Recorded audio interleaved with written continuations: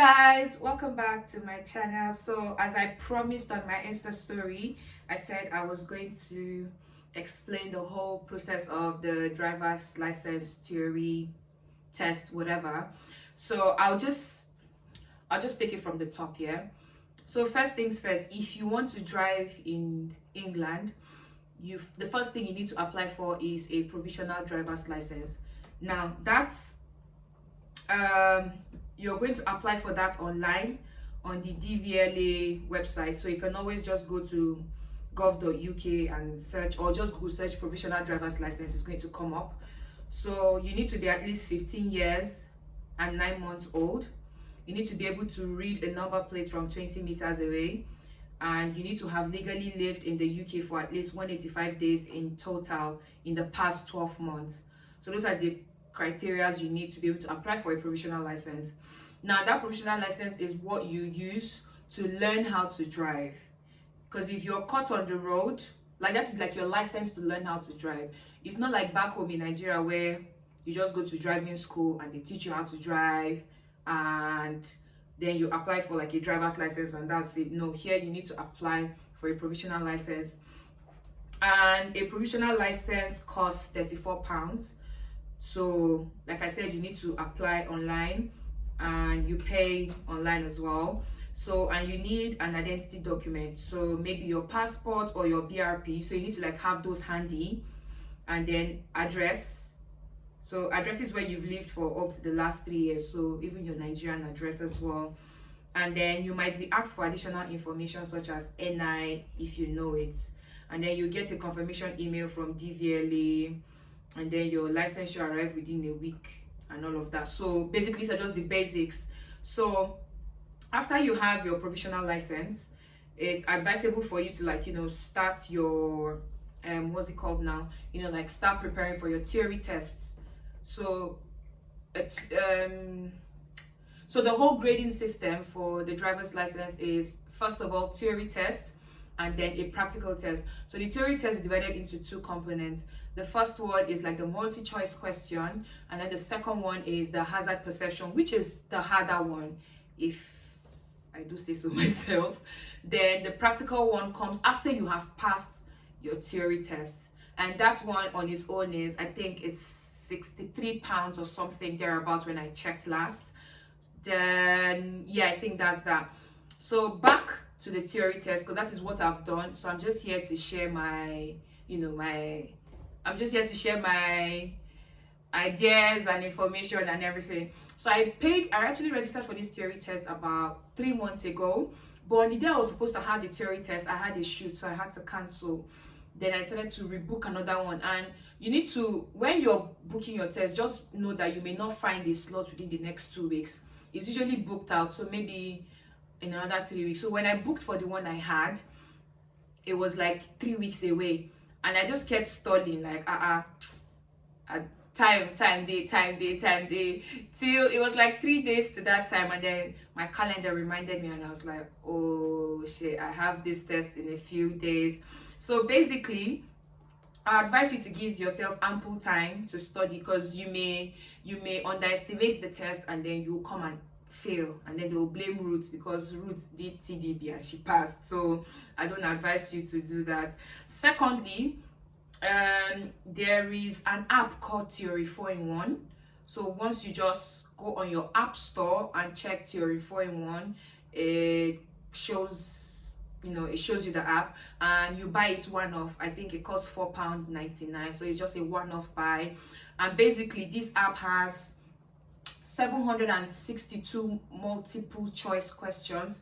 So because that multiple choice part of those theory tests, of that theory test, comes up from any of these questions. So what I want you to have in mind is that in the theory test, you are given 57 minutes to answer 50 questions, and I can't remember how many minutes it is for the hazard perception, but I think each hazard perception, you know what, I'm coming to that anyways. I'll come to that. So basically, the Theory 4-in-1 app has 762 questions, which you use to practice, because for the multiple choice part of the theory test, there are 50 questions. Like, you just get 50 questions to answer in 57 minutes.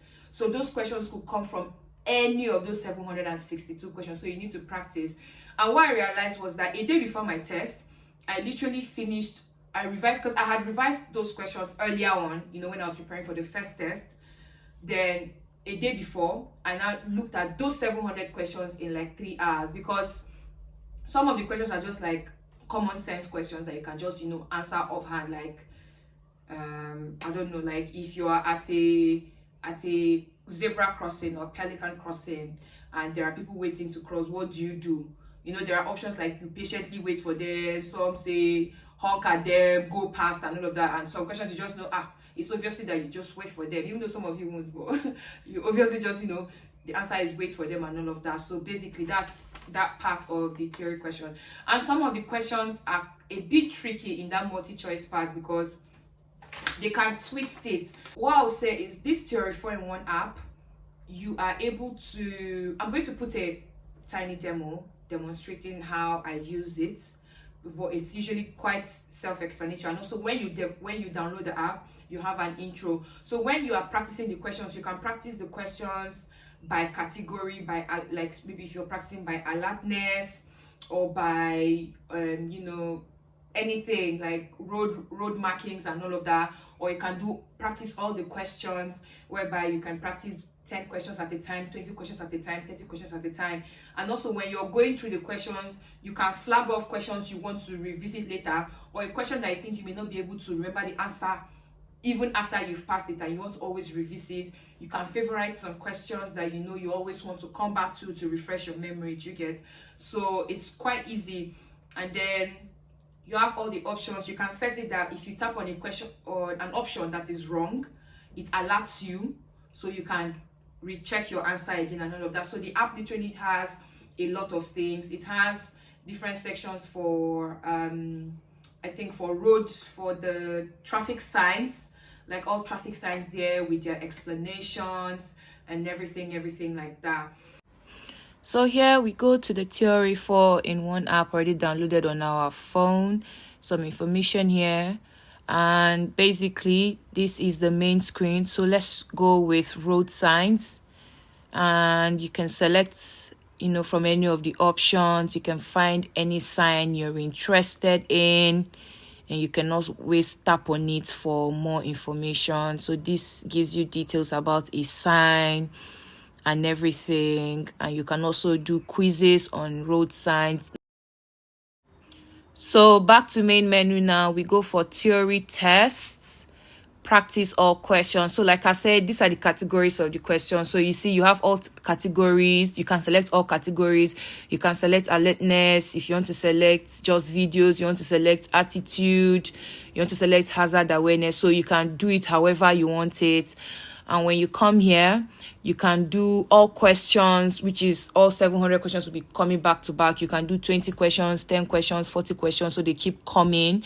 And you can also change the question type. If you're doing like 10 questions, you can always set it to questions not yet seen. So it's always the fresh questions that come. For the options, you can also change it to alert you if you picked an incorrect answer and all of that, you get. So it just helps you with moving forward and knowing if you picked something right or wrong.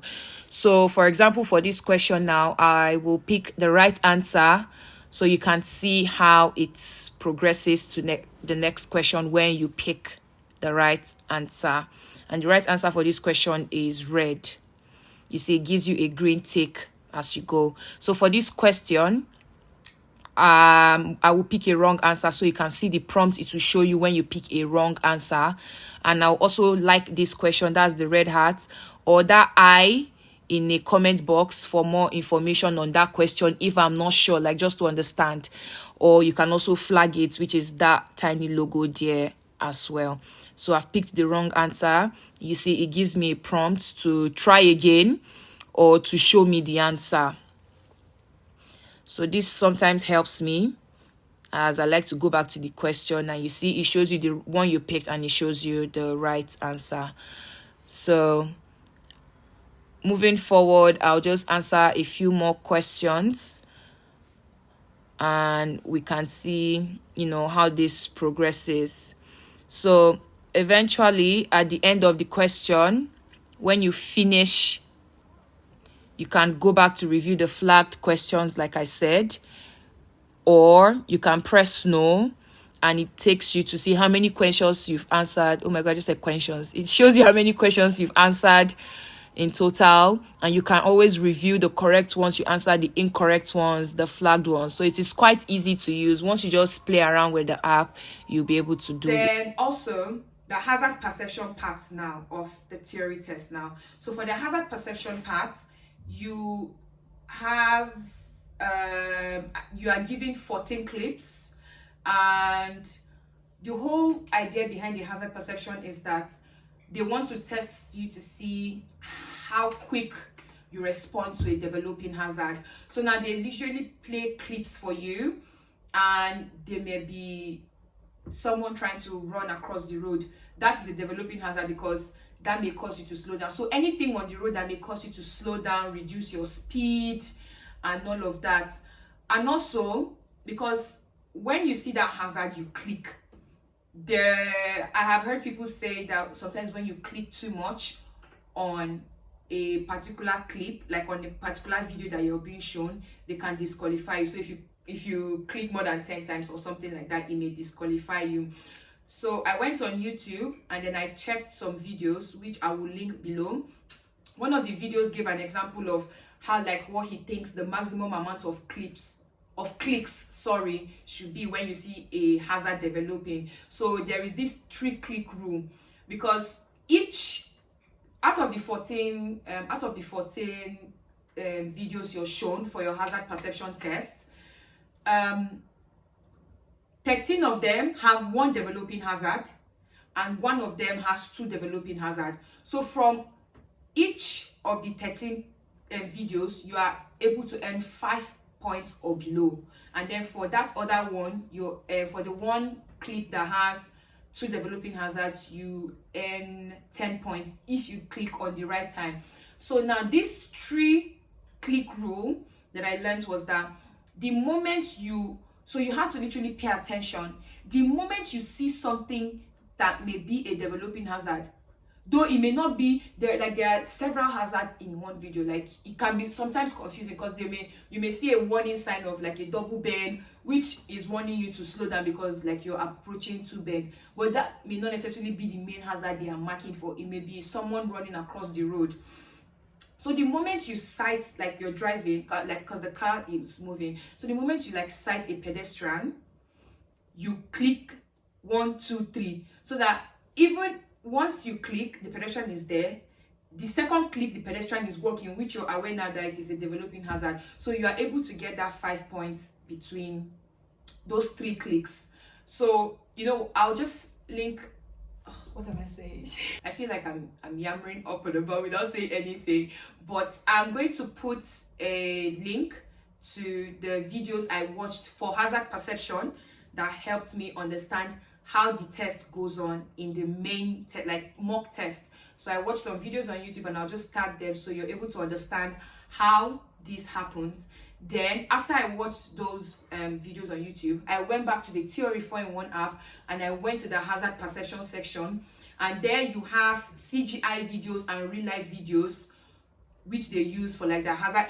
In fact, 2 of the videos I had practiced on my Theory 4-in-1 app came out in the test. So probably that's why I had like a high score, because out of 50 questions I got 48, and out of 75 points you're supposed to get for the hazard perception, I got 63. And for the multiple choice part, which is 50 questions, the pass mark is 43. And for the hazard perception part, which you can score 75 points, the pass mark is 44.